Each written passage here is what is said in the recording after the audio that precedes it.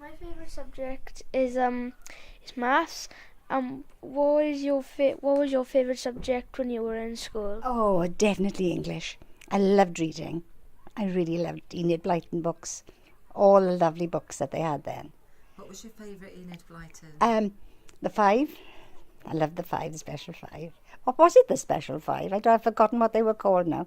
The Famous The Five? Famous Five, that's it, yes. Famous And what did Five. they get up to? Oh, lots of nonsense they did, going on their little boat on the river. And I was excited because I could imagine I was on that boat with them.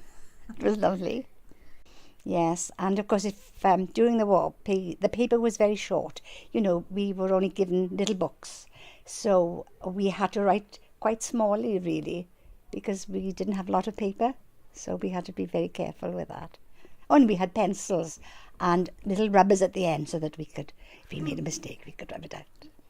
And then we'd sing various things, but we'd always finish up with saying, God Save the King, because there was a king then, not a queen.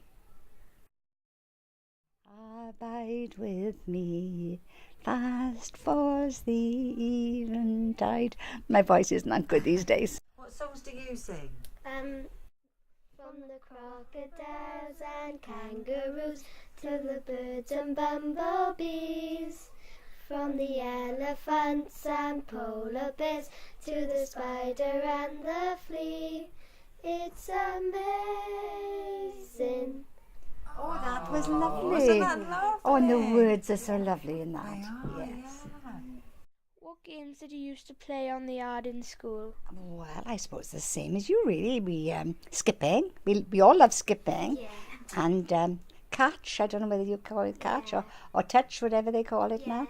Hopscotch. I loved hopscotch.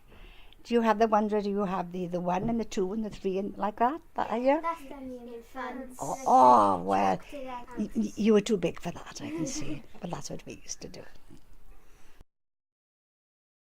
In the very beginning, it was quite frightening because in the beginning of the war, I was still in the primary school. No, primary school was 8. I was 8. Is that primary school? Yeah. Right. Well, we had to go by the rules, and it was a teacher tells us. And when the air raid warden went, we had to run out, and go to special houses. We were allocated. And that was, we thought it was exciting at the time, but looking back, it was quite frightening, really. Did you like school? And if you did, why? Oh, I loved school. I really loved school. I'm 85 and I still like to learn. I try to learn something every day. Because, when you're learning, it's good for your brain, isn't it? And I try to think, I want to keep as young as I possibly can. And school was good, really good for me. I loved it, I really did. Yeah, late 90s. I was elected as the first lady to be president of the World Indoor Bowls Council. Yes. And since then there have been a few. But So you opened the door then? I did, yes. And I wore this big medallion thing, it was very posh, and it's got on it, Hillary King. Well, it was an absolutely wonderful day. My family and I went up to London and we stayed in a hotel the night before. Very posh, very posh. That was Mrs. Reynolds and my son and my grandchildren. And then we went along to the palace and it was very imposing. Oh, really, going up the steps, it was amazing. And then got to the top of the steps and they said, well, Mrs. King, you have to go one way, but your family's got to go the other way. And I thought, oh gosh, I'm going to be on my own, But I got into this big room, fantastic room. And do you know who I was having the MBE with? Paul O'Grady. And he was charming. I've been secretary, and I'm still secretary, of the Welsh Ladies Indoor Bowls for 32 years. Wow. And just think, I was just a little girl like you in school, and who would have thought that I'd have gone to the palace? It was a very exciting day. Wow. It was really lovely. Yes, let's. Yeah. Well, that's very kind of you. Thank you very much. Do you know a lot about the late 1800s? Well, I know something about it. It was an important time in the history of Treorchi, where the town was being built. As it happened, my great-grandfather came here as a builder, and he was very, very busy building. And the quarry that you see on the top of Molcadwogan, the mountain just behind the school here, you can see where at the top of the mountain there's a quarry there. Well, there was a railway coming down from that quarry to the valley bottom, and there were people then at the bottom of the valley who were dressing the stone. Do you know what I mean by dressing the stone, shaping it? Now, next time you go down the main street, have a look at the Stag Hotel and look at the stones there, and you'll see that all the stones in the side of the building are the same size. Well, that's quite a feat, really. It must have taken a terrific amount of labour, people just chipping away to make certain that the sandstone, which we've got in the local quarry, was made into blocks that could be built. So there was a great deal of activity. This area here wasn't built on, of course, in the 1800s. Where Stewart Street is now, and parts of Dumfries Street, there were just fields there. And Treorchi Fair used to be held on the field where Stewart Street is now. And occasionally, I was reading a book by a Treorchi man fairly recently, and he was describing the other side of the main road, where T. Bethania is now, the streets, Herbert Street, Clark Street, they weren't houses there at all. And he was saying how the circus used to come there every year. And sometimes there was also a menagerie. The children were obviously excited when those things came. So the mines were opening. There were collieries in Treorchi.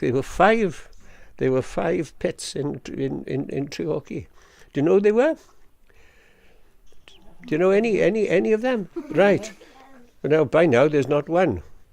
But there was the first pit was where the comprehensive school is now, Tillicoch. That was the first pit, and that was in 1855. Then 10 years later, 1865, two collieries opened. The Dare colliery over in Cwm Park, and the Abergorky colliery, which was just up behind the cemetery in Treorchi. And then the 1865, 1875, the Park colliery opened. And then, even a bit later than that, the last quarry, and perhaps you've walked, I've seen children from the school walking there, down the bottom of Treorchi, up towards the mountain, and that was the Tinnabedu, but it had a nickname. It was a very, very wet colliery, and it was called the Swamp, because there was a lot of water in the pit. Well, in the late, children didn't have to go to school until 1880. As late as that. Before then, lots of children didn't have the opportunity to go to school. There'd been what were known as circulating schools.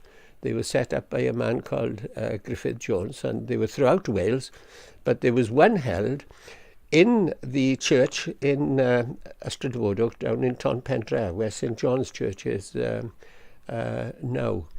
But then what were known as national schools were set up, and that school in Treorchi wasn't here, but it was where St Matthew's Church is now, on the main on the main street. If you go down the main street in Treorchi, down the bottom, you'll see a plaque on a wall to a man called Ben Bowen, who was a poet. And he has written, he came to Treorchi school, and he was a good scholar and he loved school, but because of family circumstances he had to leave when he was 12, and his brother has written a lot about it, and he describes how Ben was crying because he wanted to stay in school. Now, sometimes you hear of children crying because they don't want to come to school, but he was crying because he couldn't come to school. He wasn't paid very much in the pit. But what the men did there, they gave him a slate, and they taught him lots of things underground, and eventually he went to university in Cardiff. So children didn't have the opportunity to study and to carry on in education. We don't realise how lucky we are.